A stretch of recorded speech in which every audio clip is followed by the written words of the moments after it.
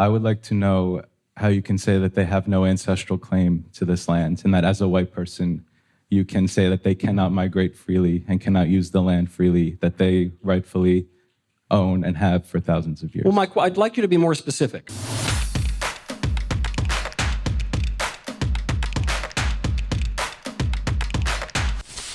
I'm a full-time professor here.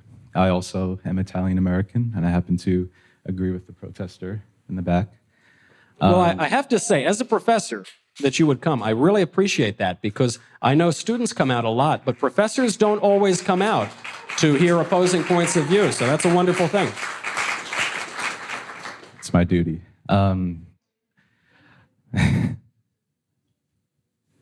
But I've left you speechless. I've dazzled you. Thank you. In 1492, before a racist and genocider came to this land, there were people living here. Every inch of this land was occupied. Just as a matter of history, not every inch of the land was occupied. There were huge areas that were completely wilderness. I was quiet the entire time you spoke. Those people still exist. The North American indigenous people, Central and South American, they're still here.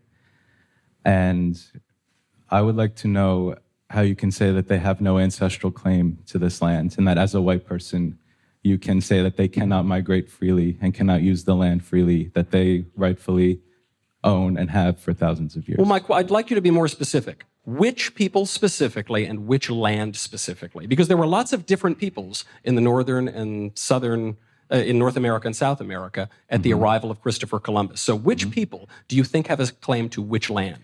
I'm talking about the Native Americans. But there were many different Native American tribes. Would you tribes. like me to name all the tribes? Yes, and I'd like you to name, and the reason I would like you to name all the tribes is because there were many tribes who conquered many other tribes. So just as an example, thank you. Just as an example, the Comanche Indians come in and they conquer areas run by the Apache Indians. Now the United States comes in and it owns that land. To which tribe should that revert? To which tribe should that land revert? The Comanche, who had it before us, or the Apache, who had it before them? Moreover, for the people who still exist, you're referring to Christopher Columbus in an ahistorical way by calling him some sort of racist or some sort of genocidal maniac. The man never committed any sorts of genocide at all, and he was actually known among the Spanish explorers for his good treatment of the natives. That point is neither here nor there. And I encourage people to read biographies of Christopher Columbus because there's a lot of historical fiction out there. The point on that is that when the Spanish came to this country, and to this continent, they did create a new race known as Latinos. This is a mixture of Spaniards and Native American populations. So if we are going to revert certain land to Native populations, why would we not then immediately take that land away from them because they also descend from Spanish explorers? In what sort of atomized way would you define your own race, your own identity? I think this is a very backwards and ultimately impossible view of personal identity that puts your stock in some particular ancestor rather than something that is larger than yourself. I think it's a madness of the modern left, and it leads to crazy policy proposals, such as saying that somebody who descends from a native population in Colombia has a right to move to any apartment he wants to in New York because of race or something. We can certainly have a response.